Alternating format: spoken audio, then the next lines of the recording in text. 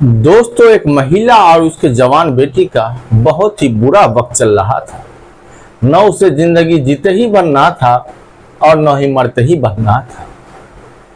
एक महिला जिसकी उम्र लगभग 40 साल थी और उसके पेट में बराबर दर्द रहता था और धीरे धीरे ये दर्द बढ़ता ही चला गया। फिर उसने ऑपरेशन का सोचा और ऑपरेशन के लिए एक जमीन का टुकड़ा गिरवी रखा, लेकिन वो पैसे भी चोरी हो गए। तब जवान औरत की बेटी हॉस्पिटल के बाहर भीख मांगने लगी। दोस्तों, ये पूरा वाकया तफसील से बताता हूँ, उससे पहले आप लोग चैनल को सब्सक्राइब जरूर कर ले और लाइक का बटन जरूर दबाएं ताकि मेरा हौसला बढ़ता रहे। दोस्तों, एक महिला थी जो बिहार के दरभंगा जिला की रहने वाली थी और उसकी एक जवान बेटी थी।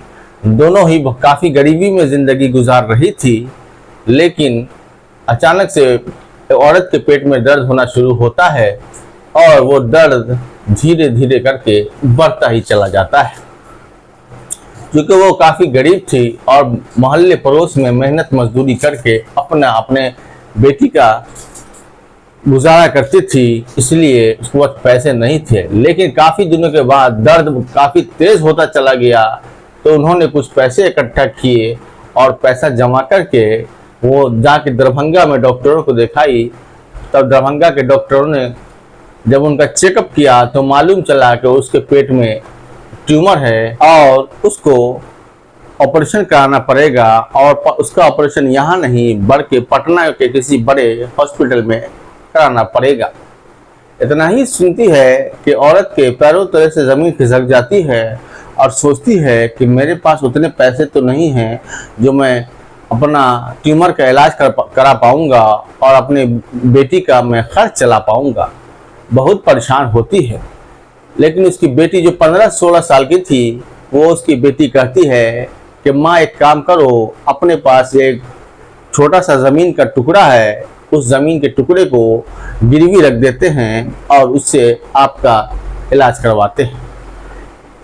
क्योंकि आप ही नहीं रहेंगी तो फिर हमारा क्या होगा। यही सोचकर औरत भी सोचती है कि सही बात है, अगर मैं ही मर जाऊंगा तो मेरे बेटी का क्या होगा। ये सोचकर औरत जो है उस ज़मीन के टुकड़े को गिरवी रखती है और गिरवी रखने के बाद जो उसको 25,000 रुपये मिलते हैं, वो 25,000 रुपये से को लेकर पटना जाती है और एक हॉस्पिटल में वो चेकअप कराने जाती है, बड़े हॉस्पिटल में, और सोचती है कि यही मेरा ट्यूमर का इलाज हो जाएगा। वो उस हॉस्पिटल में जाती है, लेकिन पटना में जानने वाले उसके एक रिश्तेदार थे, वहीं अपने रिश्तेदार के घर जाकर दोनों माँ बेटी ठहरती है और उसके चेकअप में लगभग 10 दिनों का वक्त लग जाता है। इस 10 दिनों के अंदर जिसके यहाँ अपने रिश्तेदार के यहाँ रुके थी ये दोनों माँ बेटी, वो रिश्तेदार इतने ज़्यादा परेशान हो जाते हैं, उनको लगता है कि काटने के लिए दौड़ रहा है। उसकी सोच ऐसी थी कि कब ये दोनों माँ बेटी मेरा घर खाली कर देती। बहुत परेशान हो जाती है इन दोनों से, जबकि कुछ इन लोग कर नहीं रही थी, लेकिन फिर भी उनको अपने घर में एक मेहमान बहुत अजीब सा लग रहा था कि मेरी दुनिया ही उजड़ गई है, अजीब तरह से लग रहा था। 10 दिनों के बाद सारा रिपोर्ट फाइनल हो जाता है और डॉक्टर बोलता है कि आपका 2 महीने के बाद ऑपरेशन होगा, और जब ऑपरेशन से 3 दिन पहले आने के लिए और यहाँ पर एडमिट होने के लिए। वो औरत वहाँ हॉस्पिटल से आती है और अपने रिश्तेदारों के यहाँ जाती है और वहाँ से बोरिया बिस्तर लेके जो सामान लेके गई थी वो लेके दोबारा से दरभंगा के लिए रवाना होती है। उसके और अपने रिश्तेदारों को बताती है कि 2 महीने के बाद मुझे फिर आना पड़ेगा, इतने तारीख का मेरा एडमिट का डेट है और इतने तारीख का एडमिशन का डेट है। यह सुनते ही उसके रिश्तेदारों का दिमाग खराब हो जाता है। वो लोग सोचते हैं कि फिर 10 दिनों के बाद आएगी, ऑपरेशन होगा, फिर कितने दिनों मेरे घर रहेगी। मन ही मन में उसको कुछ शरारत सूझने लगती है। जब ये दोनों माँ बेटी अपने घर आ जाती है और घर में रहने लगती है, फिर जब 2 महीने का वक्त कंप्लीट होने लगता है तो 3 दिन पहले ही अपने रिश्तेदार को फ़ोन करती है। तो इसके रिश्तेदार बताते हैं कि हम लोग यहाँ नहीं हैं, हम लोग पटना छोड़ के बाहर निकल गए हैं घूमने के लिए, हम लगभग 1 महीने बाद आएंगे। ये उसका रिश्तेदार बहाना बना रहा था और सच में घर छोड़ के इन लोगों के डर से दूसरे शहर चला गया था। उन्होंने ये भी बताया कि वहाँ स्टेशन के बगल में फलानी गली में कुछ रूम है जो सस्ते दामों में मिलते हैं, आप लोग चाहें तो वहाँ पर ले सकते हैं। ये औरत और उसकी बेटी रूम किराए पर लेती है और लेने के बाद 3 दिन पहले हॉस्पिटल में जाती है माँ को एडमिट करने के लिए और माँ को वहाँ पर एडमिट कर देती है। जब वहाँ माँ को एडमिट कर देती है फिर से दोबारा से चेकअप होता है और बताया जाता है कि 2 दिनों के बाद आपका ऑपरेशन है, इसलिए आप लोग 2 दिनों के बाद आपका ऑपरेशन है, इसलिए आप लोग एक काम कीजिए, क्योंकि आपके ऑपरेशन में हो सकता है कि कुछ ब्लड की ज़रूरत पड़े, इसलिए 2 बोतल ब्लड आपको अपने रिश्तेदारों को डोनेट करना पड़ेगा और उसके बदले में हॉस्पिटल आपको ब्लड देगा।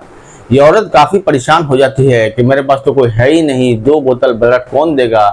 वो उससे खूब मिन्नत समाज करती है कि मेरे पास कोई आदमी नहीं है, लेकिन हॉस्पिटल के स्टाफ नहीं मानते हैं और बोलते हैं कि अगर आप लोग 2 बोतल का इंतज़ाम नहीं कर सकते हैं तो फिर ऑपरेशन की डेट आगे बढ़ानी पड़ जाएगी, जिससे ये दोनों माँ बेटी और परेशान हो जाती है। औरत बोलती ठीक है मैं इंतज़ाम करती हूँ। इतना क्या करिए, अपने बेटी को बोलती है कि बेटी 2 दिनों के बाद मेरा ऑपरेशन है, एक काम करो तुम रूम पे जाओ और अच्छे से नहा बना के चले आओ, क्योंकि 2 दिन यहाँ रुकना पड़ेगा और कुछ ज़रूरी कपड़े वगैरह और जो सामान है वो भी रूम से यहाँ लेके चले आओ। वो उनकी लड़की जो लगभग 15-16 साल की थी वो अपने रूम पे जाती है और नहा बनाकर कुछ सामान लेकर हॉस्पिटल के लिए निकलती है और रिक्शे पर बैठ के हॉस्पिटल आती है। जब रिक्शे से उतरती है और चेक करती है रिक्शे वाले को पैसे देने के लिए, तो उसका पर्स ही गायब था। उस पर्स में उसका स्मार्टफोन भी था सस्ता सा और उसी में पर्स में पैसे भी थे। तो रिक्शा देने वाले के लिए, चूंकि वो पर्स गायब हो चुका था और रिक्शा वाले को देने के लिए पैसे नहीं थे, तो रिक्शा वाला बहुत उल्टा सीधा बोलते पैसे नहीं रहते, बहाना बना के बैठ जाती हो। उस लड़की को बहुत बुरा भला सुनाते हैं। खैर किसी तरह पैसे नहीं दे पाती है और उससे रिक्शे वाले से माफ़ी मांग के उतर जाती है, लेकिन उतरने के बाद उसके तो पैरों के तले से ज़मीन खिसक जाता है, क्योंकि अपने माँ के इलाज के लिए जो पैसे उस लड़की ने रखे थे वो भी उसी पर्स में थे। लगभग 15-16 हज़ार रुपये उसी पर्स में थे। लड़की काफ़ी परेशान हो जाती है और खूब रोने लगती है। आधे घंटे रोने के बाद किसी तरह अपना आंसू पोंछ के अपनी माँ के बेड के पास पहुँचती है जहाँ पर माँ रहती है। माँ इसका चेहरा देख के समझ जाती है कि मेरी बेटी ज़रूर कोई परेशानी में है।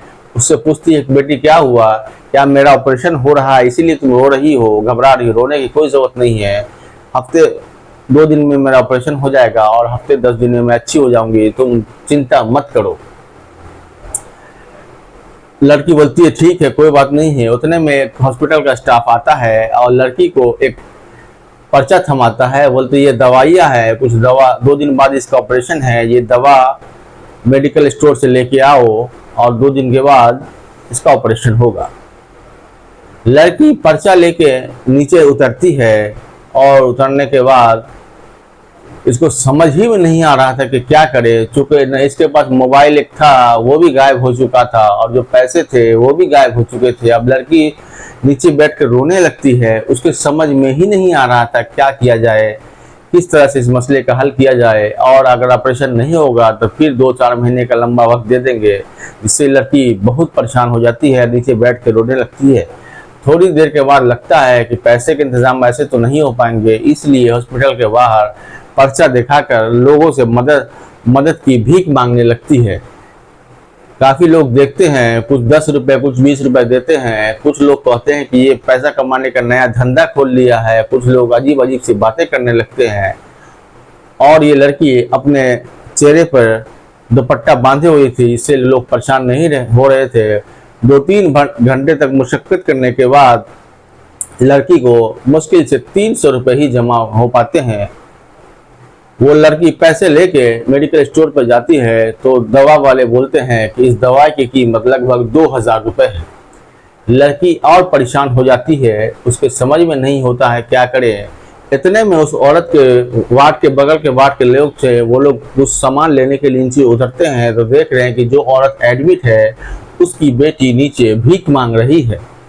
वो सारा तमाशा देखते ही उसका फोटो ले लेते हैं, वीडियो बना लेते हैं और ऊपर ले जाके उसकी माँ को दिखा देते हैं या कहते हैं कि तुम्हारी बेटी नीचे भीख मांग रही है। तो माँ कहती है कि नहीं, मेरी बेटी तो दवा लाने गई है, ज़रूर टाइम लग गया होगा। तो फिर वो बगल वाला उसको औरत को उसका वीडियो दिखा देता है, जिससे वो काफ़ी औरत परेशान हो जाती है। समझ में नहीं आ रहा है कि उसको क्या किया जाए। फिर वो बगल वाले को कहती है कि एक काम कीजिएगा, हमारी बेटी को नीचे से बुला के लाइएगा और उसको हम समझाते हैं। अब पूछते हैं कि माजरा क्या है। वो लड़की ऊपर आती है तो बताती है कि माँ, मेरा मोबाइल भी गायब हो चुका है और मेरा पर्स भी गायब हो चुका था, इसमें पैसे थे। अब मैं क्या करूं, मुझे समझ में नहीं आ रहा है। दूसरी तरफ वो मोबाइल चोर उस मोबाइल को लेकर बेचने के लिए एक मोबाइल शॉप में जाता है और मोबाइल शॉप में बोलता है कि इसके मोबाइल कितने कीमत मिलेंगे मुझे। जब वो मोबाइल दुकानदार को देता है और मोबाइल जब उसको दुकानदार उस मोबाइल को ऑन करता है, उसके ऊपर जो स्क्रीन लगी हुई थी, उसको स्क्रीन में जो फोटो थी, वो फोटो देखकर वो दुकानदार चौंक जाता है और पूछता है कि ये मोबाइल किसकी है। तब चोर कहता है कि ये मेरे घर की मोबाइल है। तब वो बोलता है कि नहीं, ये तो तुम कहीं से चोरी करके लाए हो। जैसे ही पकड़ने के लिए दौड़ता है, वो चोर जो है भाग जाता है। वो मोबाइल का फोटो पलटने लगता है। फोटो में उसकी माँ जो हॉस्पिटल में एडमिट थी, उसी हॉस्पिटल का फोटो रहता है और उसकी माँ की फोटो रहती है। वो देख के उस दुकानदार को रहम आ जाता है। वो फोटो देखता है, उसमें देखिए एक औरत बेड पर लेटी हुई है और फोटो देखता ही रहता है, बार बार हटा हटा के।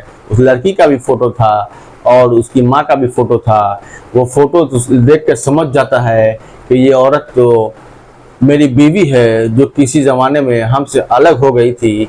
वो काफ़ी परेशान होता है और जब फोटो देखता है कि ये बेड पे, इतने नंबर बेड पे एडमिट है, जो कि बेड का भी फोटो उसकी बेटी लिए रहती है, तो वो जल्दी से मोबाइल उठाता है और उठा करके उसी हॉस्पिटल की तरफ चल पड़ता है जिस हॉस्पिटल का फोटो उसकी बेटी कैमरे में सेव की हुई थी।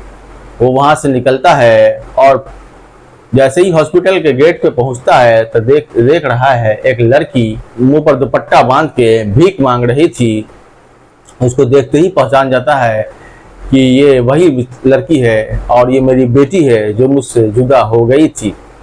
वो लड़की के पास जाता है तो वो लड़की भी उससे भी मदद मांगने लगती है। बोले, चाचा मेरी कुछ मदद कर दो, मैं बहुत परेशान हूँ, मेरी माँ अंदर एडमिट है, उसके हॉस्पिटल के लिए पैसे जुगाड़ करने हैं। तो वो आदमी कहता है, कहाँ है तुम्हारी माँ, तुम झूठ बोल रही हो। तो वो लड़की बोलती, नहीं मैं झूठ नहीं बोल रही हूँ, यकीन नहीं। चलिए, मेरी माँ इतने नंबर बेड पे एडमिट है, मैं आपसे मिलवा देता हूँ, लेकिन आप वहाँ पर चुपचाप रहेंगे, कुछ बोलेंगे नहीं, क्योंकि अगर मेरी माँ को मालूम होगा, माँ तो ऐसे ही सदमे से बढ़ जाएगी। क्योंकि मेरा मोबाइल और पर्स दोनों गायब हो गया है, इसीलिए मैं उसके लिए कुछ पैसे का इंतजाम कर रही हूँ। वो मोबाइल दुकानदार जो है वो लड़की के साथ उसके माँ के बेड तक जाता है और देखता है कि वो वहाँ एडमिट है। जैसे ही वो उसकी माँ के नज़दीक पहुँचता है, वो अपने बीवी को, जो किसी 15 साल पहले उसकी बीवी हुआ करती थी, उसको पहचान लेता है। और वो औरत भी अपने पुराने हस्बैंड को पहचान लेती है कि ये तो मेरा पति आ गया है। इतना ही देखते हुए दोनों रोने लगते हैं, दोनों के आंखों से आंसू गिरने लगते हैं। फिर एक दूसरे को गले लगा लेते हैं और पूछते हैं कि ये कैसे हो गया। उसका जो पति था वो 15 साल पहले एक लड़की के चक्कर में पड़ गया था, जिससे वो शादी करना चाह रहा था और उसने उसी लड़की के चक्कर में अपने इस बीवी को छोड़ दिया था जब इसकी बेटी की उम्र सिर्फ 3 साल की थी, और उसके चक्कर में छोड़ दिया था। और बाद में वो लड़की भी छोड़ के इनको चली गई थी। वो अपने बीवी को पहचान लेता है और बेटी को, तब उसकी माँ बोलती है कि बेटी ये तुम्हारे पापा हैं। इतना ही कहना था कि बेटी भी अपने पापा से लिपट के रोने लगती है और उसके बाद उसका जो पति था वो सारा इंतज़ाम करता है, पैसों का इंतज़ाम करता है, ब्लड का इंतज़ाम करता है और उसका ऑपरेशन करवाता है। और ऑपरेशन करने के बाद उस दोनों को, औरत भी चूँकि बहुत ज़िंदगी में अकेली होकर परेशान हो चुकी थी और औरत का जो पति था वो भी अपनी ज़िंदगी में खुश नहीं था, वो भी बहुत ज़्यादा परेशान था, उसका भी कोई सहारा नहीं था ज़िंदगी में।